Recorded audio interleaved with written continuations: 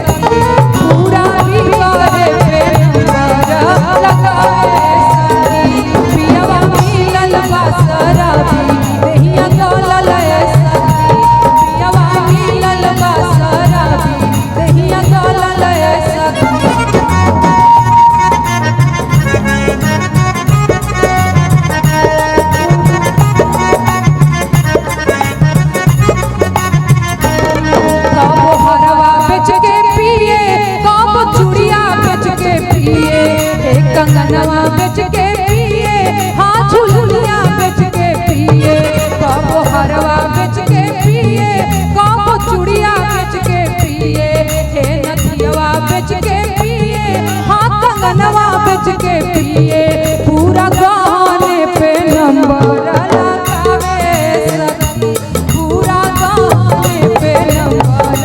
लगावे सखी, पियवा मिलल बा शराबी दहिया गौलल सखी, पियवा मिलल बा शराबी दहिया गौलल सखी।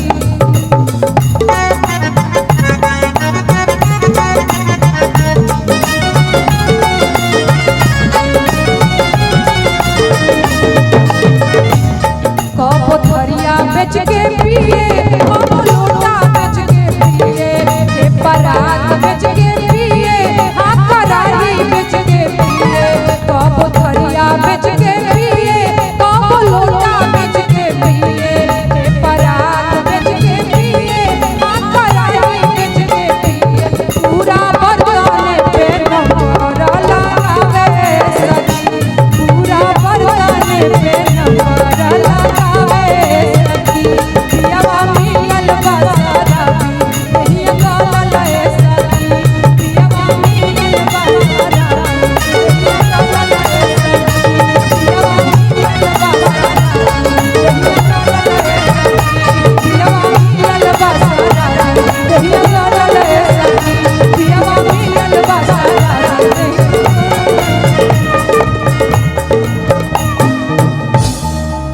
बहुत बहुत धन्यवाद आप सभी का, बहुत सारा प्यार दे रहे हैं।